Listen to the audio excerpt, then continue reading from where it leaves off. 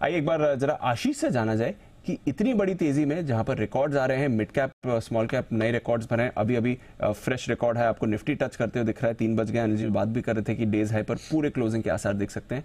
आशीष, इस सब के बीच में कुछ ऐसे हैं जहां पर अंडर परफॉर्मेंस रही है? दीपांशु, अंडर परफॉर्मेंस नहीं, भारी अंडर परफॉर्मेंस है, वो भी ऐसे साल में, साल अंत होने वाला है जहां पर आपको सब लगभग एसेट क्लास ने रिटर्न दिया और बढ़िया ही रिटर्न दिया। देखिए निफ्टी करीब 14% चल गया, निफ्टी 500 ब्रॉडर इंडिसीज है, यहाँ पर अगर आप देखें तो 19-20% के गेंस आपको देखने को मिले। स्मॉल कैप मिड कैप की तो रैली एक्सेप्शनल रही है।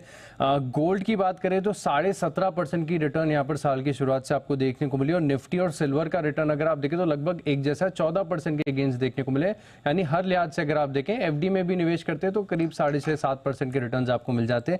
लेकिन ऐसे साल में और ऐसे बाजार में भी कुछ स्टॉक ऐसे हैं जिन्होंने निवेशकों के पेशेंस की सारी सीमाएं पार कर दी है। सबसे पहले अगर आप देखें तो स्टॉक निफ्टी के आपको बता देता हूं, 3 स्टॉक ऐसे जिन्होंने रिटर्न ही नहीं दिया है, इनफैक्ट नुकसान ही करके दिया है। यूपीएल स्टॉक ने साल की शुरुआत से 19% का नेगेटिव रिटर्न दिया है। स्टेट बैंक ऑफ इंडिया दिग्गज है, पीएसयू बैंक छोटे तो बहुत ज्यादा चल गए लेकिन बड़ों में उतनी तेजी नहीं आई। स्टेट बैंक ऑफ इंडिया 3% का नेगेटिव रिटर्न है और इन्फोसिस आईटी की रैली भी अगर आप देखें तो काफी हद तक सीमित ही रही है, 3% की गिरावट यहां पर भी आपको देखने को मिली।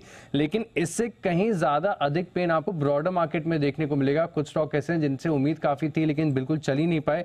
मिसाल के तौर पर अगर आप देखें तो वी मार्ट रिटेल है, वैल्यूएशन लगातार एक्सपेंसिव रही थी, 36% की गिरावट साल की शुरुआत से यहां पर आपको देखने को मिली। बीसीजी हालांकि कोई सरप्राइज नहीं है, लगातार हमने आपको सतर्क किया है, 43% का नेगेटिव रिटर्न दिया इसने साल की शुरुआत से लेकर अब तक। राजेश एक्सपोर्ट्स जिसने तो सारे ब्रेकडाउन दिखा दिए, चार्ट पर लगातार गिरावट है, 51% की गिरावट यहां पर देखने को मिली और क्योंकि खबर आ गई थी जीएसटी का भारी भरकम नोटिस तो डेल्टा कॉप इसने भी साल की शुरुआत से लेकर अब तक काफी निराश किया। लेकिन सिर्फ 1 साल की क्यों, 3 साल के लिहाज से भी देखें तो कुछ स्टॉक ऐसे हैं और ये ऐसे स्टॉक है जिनकी लगातार रोज चर्चा होती रहती है, काफी निवेशकों के पोर्टफोलियो में भी शामिल रहेंगे। लेकिन यहां पर भी अगर आप देखें तो रिटर्न बन नहीं पाया। सबसे पहला नाम आता है बायोकॉन, लगातार लैगर्ड रहा है, 3 साल में 45% की गिरावट यहां पर आपको देखने को मिली है। बंधन बैंक 40% का नेगेटिव रिटर्न दिया है, वर्लपूल 40% नीचे पिछले 3 साल में, जुबिलेंट फार्मोमा 35% नीचे और आरती ड्रग्स 34% नीचे। यानी ऐसे बाजार में जहां पर लगभग सभी एसेट क्लास ने रिटर्न दिया है, ये स्टॉक ऐसे हैं जिन्होंने नुकसान दिया है। इंटरेस्टिंग है सर। लेकिन एक चीज बताइए, आपने ये क्यों ढूंढे? मैं I just want to know the logic.